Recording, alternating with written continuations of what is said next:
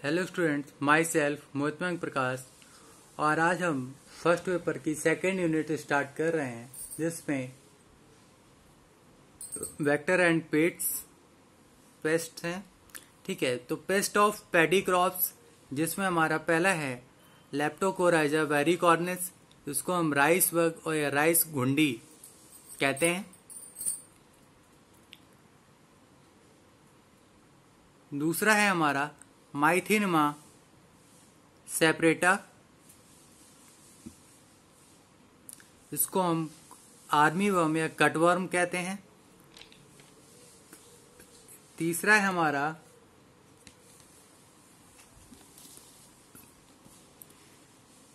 हीरोग्लाइफस न्यूरोग्लेप्टस, इसको खरीफ grass hopper कहते हैं।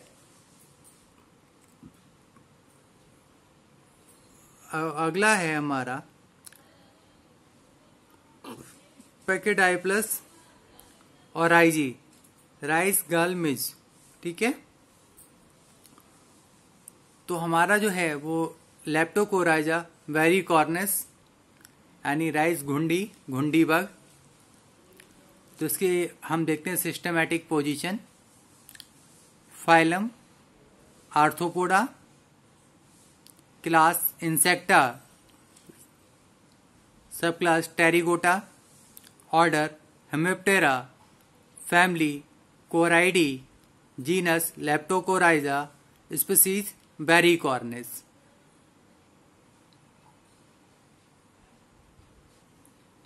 अब देखते हैं हम इसका डिस्ट्रीब्यूशन, ये कहाँ पाया जाता है।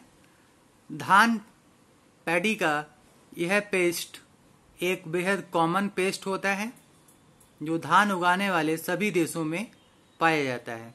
हमारे देश में यह Uttar Pradesh, Madhya Pradesh, south east Asia, Haryana आदि में पाया जाता है। ठीक है, अब हम देखते हैं इसके होस्ट प्लांट, यानी इसके होस्ट प्लांट कौन कौन से हैं, कहाँ कहाँ है, किस किस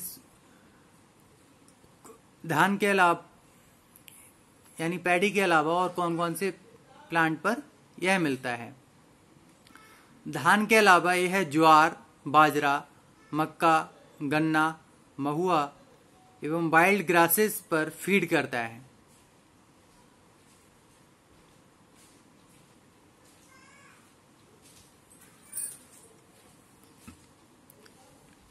अब इसकी हम आइडेंटिफिकेशन कैसे करेंगे, हम इसको आइडेंटिफाई कैसे करेंगे, आइए देखते हैं। एडल्ट पेस्ट लगभग 16 मिलीमीटर लंबा होता है। इसकी बॉडी बहुत पतली होती है। प्रारंभ में इसका कलर लाइट ग्रीनिश येलो होता है और बाद में यह हल्का बादामी हो जाता है। बॉडी की लोअर सरफेस हरी होती है। इसमें पियर्सिंग सकिंग टाइप के माउथ पार्ट्स होते हैं। इसमें हेड में नीचे की ओर 4 जॉइंटेड रोस्ट्रम और 4 सेगमेंट लाल हरी तथा शरीर से बड़ी एंटीना, 2 ब्लैक आइज, 2 ऑसिलाई होती हैं। इसकी टांगें बॉडी के अनुपात में लंबी होती हैं, जिनमें टार्सस 3 खंडों का बना होता है। इसके थोरैक्स में 2 पेयर्स विंग्स होते हैं। 4 विंग का आधा भाग झिल्ली जैसा होता है और इस प्रकार के पंखों को हेमिप्टेरा कहते हैं।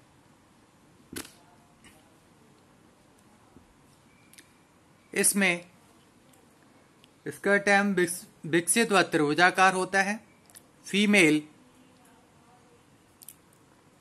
फीमेल का एब्डोमेन कुछ मोटा होता है। यह इंसेक्ट अत्यंत एक्टिव व तेज उड़ने वाला तथा रोशनी की तरफ आकर्षित होते हैं। इसके मेटाथोरैक्स पर ऑडियोफोर्स ग्लैंड पाई जाती हैं, जिसके कारण इनके शरीर पर एक विशेष प्रकार की स्मेल आती है। इसलिए इसको घुंडी वर्म कहते हैं। एडल्ट वाइल्ड ग्रास या अन्य पौधों पर हर्बिनेशन करते हैं, ये सुबह शाम के समय बहुत एक्टिव रहते हैं। अब आइए देखते हैं इसकी लाइफ हिस्ट्री। इस पेस्ट में ब्रीडिंग पूरे वर्ष होती है, लेकिन यह धान की फसल पर अगस्त और अक्टूबर तक अटैक करता है। लाइफ हिस्ट्री के निम्न स्टेजेस हैं। कौन कौन सी स्टेजेस हैं आइए देखते हैं। पहली स्टेज है एग्स। फीमेल बग कॉपुलेशन के बाद धान पैडी की लीव्स के लोअर सरफेस पर अपने अंडे 3 कतारों में देती है। ये एग्स चपटे, गोल व हल्के ब्राउन कलर के होते हैं। इनका साइज 1.2 मीटर से 0.8 मिलीमीटर होता है। एक कतार में 10 से 20 तक अंडे देते हैं। एक मादा अपने जीवन काल में 100 से 300 तक अंडे देती है। एक कतार में अंडों की संख्या 6 से 20 तक होती है। एग्स को पैडी की लीव्स पर एक गैमी सब्सटेंस के द्वारा चिपका दिया जाता है। 6 से 7 दिन के अंदर अंडों में हैचिंग हो जाती है, जिनसे निम्फ बन जाते हैं। अगली प्रोसेस है निम्फ। निम्फ 1.5 मिलीमीटर लंबा धानी रंग का एक बेलनाकार शरीर वाला होता है। 6 घंटे के अंदर ही इसका साइज बढ़कर 20 mm तक पहुंच जाता है। निम्फ आसपास की घास से अपने माउथ पार्ट्स के द्वारा कोलैप्स ठूस लेते हैं और इन्हीं पर जीवन निर्वाह करते हैं। निम्फ्स की बॉडी ग्रोथ के लिए 5 बार मॉल्टिंग की प्रोसेस से गुजरती है। 14 से 15 दिन के अंदर ये पूरा डेवलप हो जाता है। निम्फ काल में ऑडिविपेरस ग्लैंड एब्डोमन के 5 या 6 खंड में खुलती है। वे अब मीजोस्टर्नम मेटोस्टर्नम में खुलती है। इस प्रकार इसके जीवन काल में इनकम्प्लीट मेटामॉर्फोसिस पाई जाती है। पूरी लाइफ साइकिल 21 से 31 दिन में पूरी हो जाती है।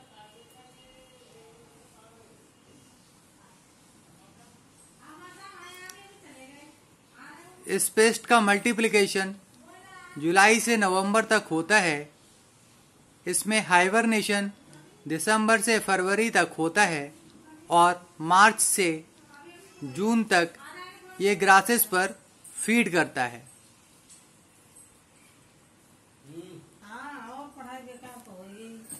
ये देखिए इसका डायग्राम एडल्ट लेप्टोकोराइजा। ये इसका रोस्ट्रम, ये एंटीना, ये ज्वाइंटेड टार्साई, ठीक है, मेम्ब्रेनस पार्ट ऑफ विंग्स, ये आर्क्योनर मार्केंस, ठीक है। जैसा कि मैंने आपको बताया था ये कतारों में एग्स देती हैं, तो ये पैडी लीफ है और ये जैमी सब्सटेंस हैं जिनसे एग चिपके रहते हैं। ये एग लेइंग,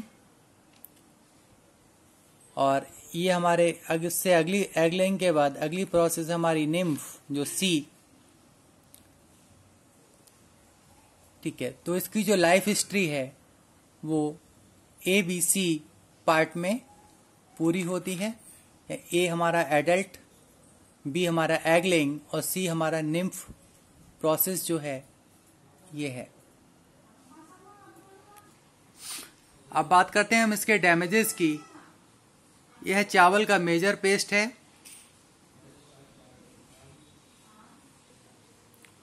और धान के पौधों पर तभी अटैक करने लगता है जब ये मिल्की स्टेजेस में होते हैं।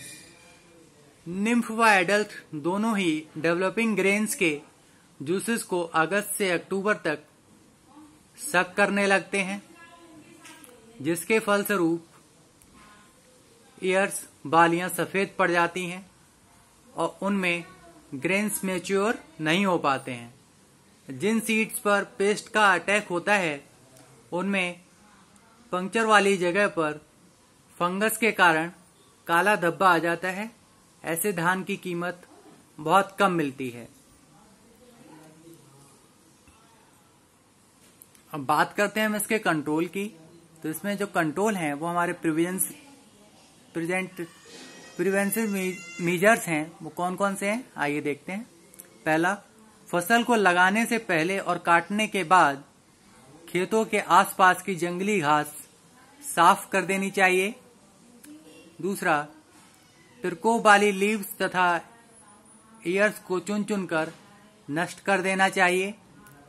अगला, रोशनी पर अट्रैक्ट करके निम्फ तथा एडल्ट दोनों को नष्ट कर देना चाहिए।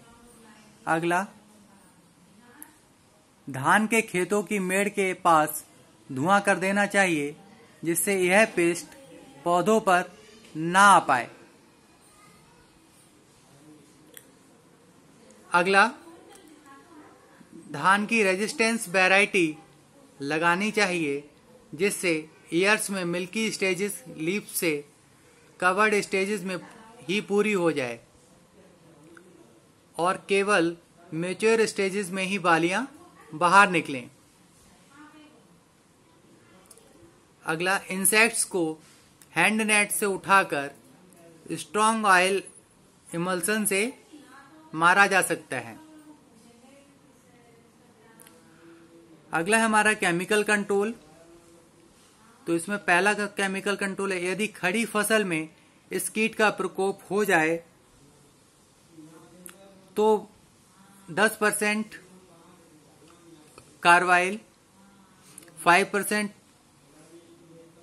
मैलाथिन एंड 5% BHC, 4% थायोडोन आदि की स्प्रेइंग कर देनी चाहिए।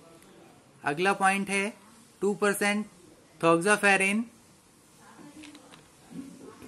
या 0.1 से 0.2% एल्ड्रिन या 0.5% गैमेक्सिन आदि की सुबह के समय डस्टिंग करने से विशेष लाभ होता है।